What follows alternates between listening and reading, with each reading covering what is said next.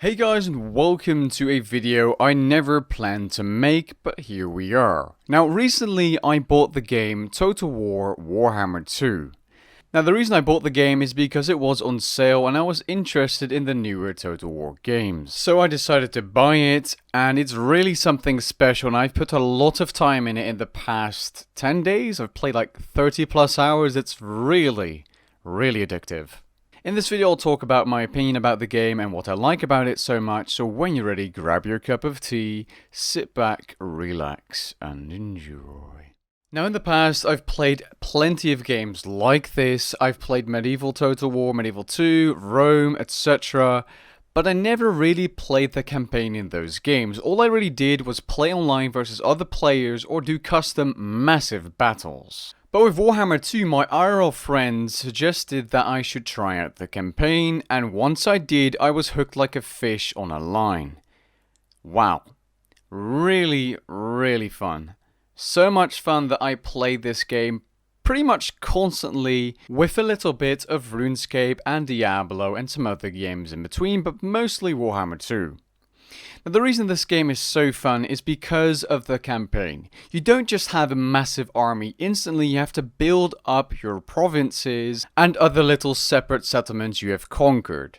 You then start growing these settlements by increasing the growth so that you can upgrade your main citadel or main building, so that you can upgrade other buildings or get access to new units. You have to get your economy going as well, because this is what is going to be paying for your army's upkeep, which is the coin icon on the top screen. And you use treasury to upgrade your buildings and pay for the initial cost of a unit apart from the upkeep, which you can gain from sacking or raiding other cities and settlements, searching ruins, or doing other activities. Now before I go any further, I just want to mention I only played as High Elves so far in the campaign because there's so much time involved, even in the shorter Vortex campaign, and I do not currently own any DLC, but I definitely plan to buy some DLC like the Vampire Coast DLC because it has a unique campaign as well. The reason I mention this is because there's so many DLCs which add a huge amount of variety in battles online and in the campaign, and if you own the first game you get access to 4 more main factions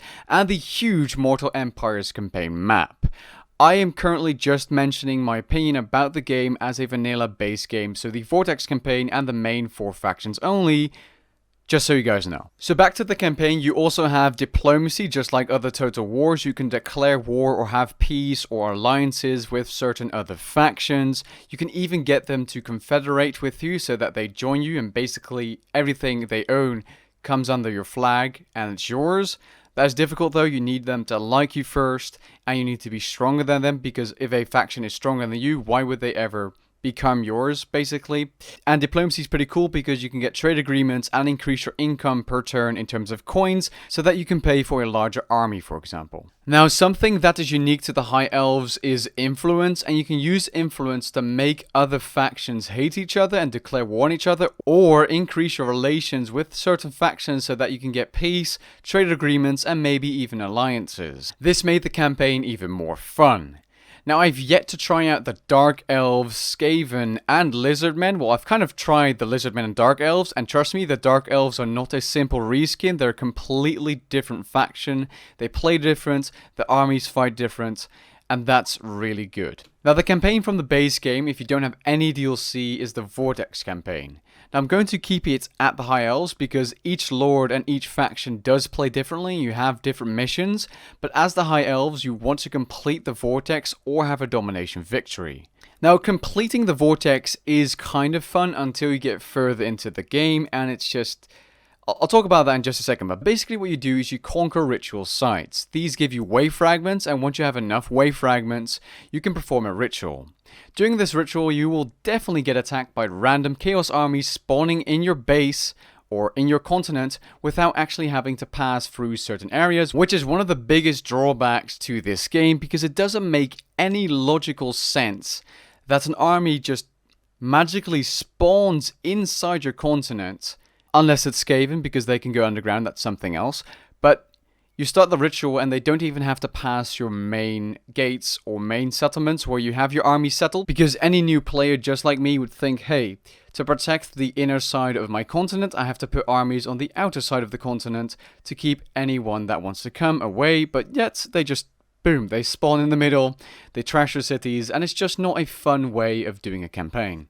So what I did is I just had fun and ignored the vortex until I actually had to fight an army from completing the last ritual, otherwise I would lose the campaign, and admittedly this was a very hard battle, but thanks to a Reddit post I made and a bunch of helpful people in that community, I was able to finish that battle by getting some tactics, some tips on how to change my army composition, and after the victory I could just go back to my domination / sandboxy style of gameplay.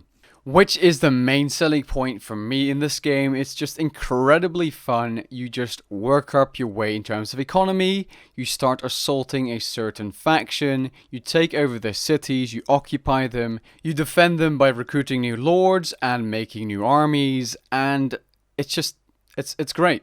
It's absolutely great. The battles, the sieges, they're all awesome.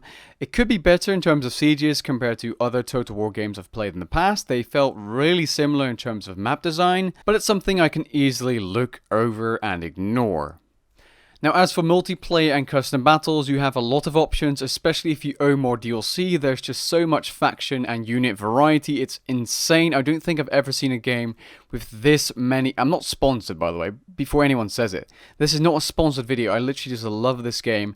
And the fact that even with just the base game, there's so much customizability and so many things you can do, and if you add the DLCs to that, which admittedly are very expensive, online you can just keep on playing. And if you look at the average Steam review, they have so many hours played that me having played this game for over 30 hours is just rookie numbers. Honestly, there's so much to this game I haven't explored yet, and I can't wait to get into it more. Also, before I end off this kind of impressions review type video, I just want to mention there are some downsides to this game. Sometimes battles just keep on crashing for whatever reason and you have to auto resolve them to finish them. A little weird. Is what it is, I guess. Also, if you want to download the mods or extra free content, the system to download additional content is absolutely terrible. I don't think I've ever seen something this bad in terms of DLC. Usually you just bloop, download it, boom, done. But with Warhammer 2, apparently you do not. Also, before I end the video off, I just want to mention there are so many things I haven't covered. I only touched the tip of the iceberg here. This game is incredibly expansive. You have a co-op campaign, all of those DLCs. You have a bunch of Steam Workshop mods for whatever you want, changing the campaign, changing the visuals. And I'll just leave a link to a full in-depth review by Mandalore Gaming, which is over an hour long, in the description below if you're interested in buying this game or checking out or seeing more about this game, because this video really can't do the game justice. It's amazing. And with that being said, catch you guys in the next one. Peace.